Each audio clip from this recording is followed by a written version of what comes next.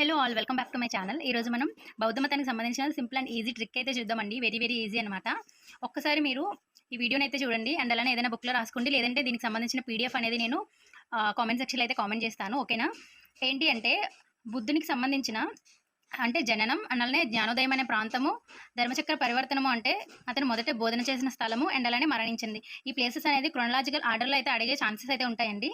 దీన్ని మనం ఎలా గుర్తుపెట్టుకోవాలో చూద్దాము. లుంబిని పార్క్లో బుద్ధుడు సార్తో కలిసి జింకలు చూసి ఖుషి అయ్యారు. మళ్ళీ చెప్తాను చూడండి. లుంబిని పార్క్లో బుద్ధుడు సార్తో కలిసి జింకలు చూసి ఖుషి అయ్యారు. లుంబిని చూడండి, లుంబిని అంటే లుంబిని వనం. లుంబిని వనంలో సాల్ వృక్షం కింద అయితే ఎవరు జన్మించారండి? బుద్ధుడు అయితే జన్మించారనమాట. ఎవరు జన్మించారు? బుద్ధుడు ఎక్కడ జన్మించారండి? లుంబిని వనంలోని సాల్ వృక్షం కింద అయితే జన్మించాడు. అంటే అలానే ఇక్కడ బుద్ధుడు అని పెట్టాం చూసారా? బుద్ధుడు అంటే జ్ఞానోదయం పొందిన స్థలం ఏంటంటే బుద్ధగయ. ఇక్కడ మనకి బుద్ధుడిలోనే ఉంది కదండి బుద్ధగయ, రావి వృక్షం కింద అనమాట. దీన్నే రావి వృక్షాన్ని బోధగయ అని కూడా అంటారు. ఇక్కడ జ్ఞానోదయం అయితే అయ్యింది. తర్వాత సార్తో కలిసి జింకలు, సారు జింకలు రెండు కలిపి చూడండి. మొదటి బోధన చేసిన స్థలం ఏంటి అంటే సారనాథ్లోని జింకల వనం. సారనాథ్లోని ఎక్కడండి? జింకల వనం. దీన్ని ఏమంటారు అంటే మొదటి బోధన చేసిన స్థలం. ఈ మొదటి బోధన చేసిన దాన్ని ఏమంటారంటే ధర్మచక్ర పరివర్తనము అంటారు. తర్వాత కుషి మరణము ఎక్కడ జరిగిందండి? కుషి నగరంలో జరిగింది. దీన్ని మహాపరినిర్వాణం అంటారు. ఓకేనా? ఇది వెరీ ఇంపార్టెంట్ అండి. ఇది ఒక్క ట్రిక్ గుర్తు పెట్టుకున్నారంటే మనకి ఇవన్నీ గుర్తొస్తాయి. ఓకేనా? మనకి ఆప్షన్స్ చూసినప్పుడు అనమాట.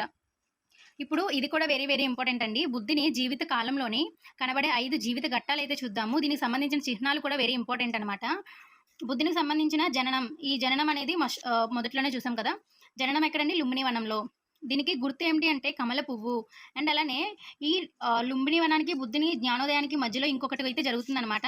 దీన్ని ఏమంటారంటే మహాభి నిష్క్రమణం అంటారు. మహాభి నిష్క్రమణం అంటే వెళ్ళిపోవడము. అంటే ఇంటి నుంచి ఇతను వెళ్ళిపోతారనమాట 29 సంవత్సరములకు. దీన్ని ఏమంటారంటే మహాభి నిష్క్రమణం అంటారు. దీనికి గుర్తు ఏంటి అంటే గుర్రము. వెరీ ఇంపార్టెంట్ అండి. మనకి ఇవి ఇచ్చి చిహ్నాలు అయితే అడిగే ఛాన్సెస్ అయితే ఉంటుంది. తర్వాత ఏంటండి? జ్ఞానోదయం అయితే అయింది కదా.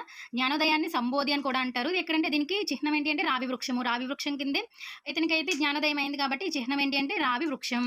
అండ్ అలానే ధర్మచక్ర పరివర్తనము అంటే మనం చూసాం కదా. మొదటి బోధనను ఏమంటారండి? ధర్మచక్ర పరివర్తనము అంటారు. సారీ అండి, 8 పుల్లలు గల ధర్మచక్రము. అండ్ అలానే మహాపరినిర్వాణము. మహాపరినిర్వాణము అంటే ఏంటండి? మరణాన్ని ఏమంటారు?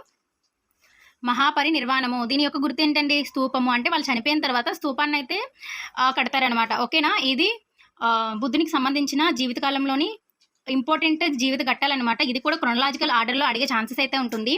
జననం, మహాభి నిష్క్రమణం అంటే ఫస్ట్ పుడతారు, తర్వాత ఇంటి నుంచి వెళ్ళిపోతాడు, తర్వాత జ్ఞానోదయం అయితే అవుతుంది, తర్వాత మొదటి బోధన అయితే చేస్తారు, చివరికి మరణిస్తారు. ఇదైతే క్రొనలాజికల్ ఆర్డర్ అనమాట. ఈ వీడియో మీకు యూస్ఫుల్ అవుతుందని అనుకుంటున్నాను. ఈ వీడియో మీకు నచ్చితే ఒక లైక్ అయితే చేయండి. అలానే మన ఛానల్ని సబ్స్క్రైబ్ చేసుకోండి. దీనికి సంబంధించిన పీడిఎఫ్ లింక్ కూడా నేను కామెంట్ సెక్షన్లో పిన్ చేస్తాను. Thank you so much watching my video. Bye.